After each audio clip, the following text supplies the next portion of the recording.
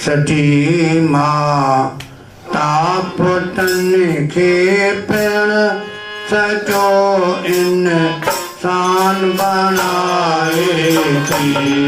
सची माँ तापुतन के पिण सचो इंसान बनाए थी।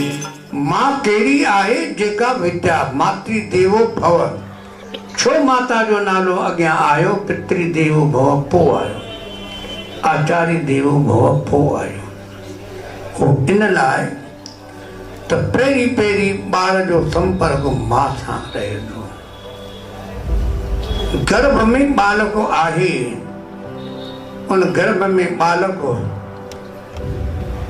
हुजे जेको माण्हू जा मां जहिड़ो ॿार चाहे बसि ओड़ो संस्कार रखे, आचार विचार उथण वेहण।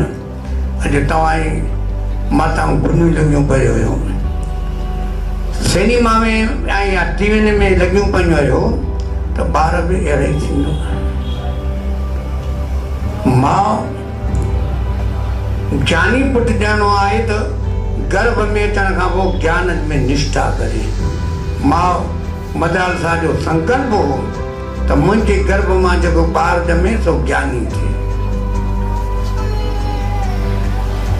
वरी जेकी माउ नंढी अवस्था में इहो ठीकु आहे, हीअ त इतिहास घणो शास्त्रनि जो पुराणनि जी कथा आहे मदरसा जी, का मामूली ॻाल्हि कान्हे।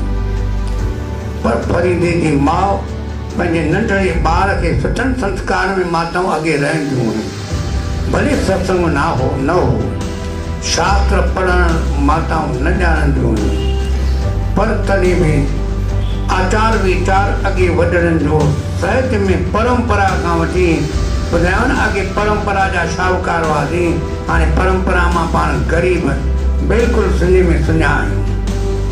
न पाण खे ॼाण आहे न को ॿार खे ॼाण आहे। अॻे माता के पिता के सभिनी खे ॼाण हूंदी, उथजे वेहिजे ॻाल्हाइजे ॿोलाइजे। कीअं कंदे त ॿार खे कुझु बि ॻाल्हि घटि वधि कंदो चवंदा अरे हीअं न कबो आहे, हीअं कंहिंखे था ॾियूं। तो इहे धनी हुआ त उन्हनि जा ॿार सुठा हूंदा, ऐं ॿार सुठा हुआ त ॿार बि सुखी पाण बि सुखी।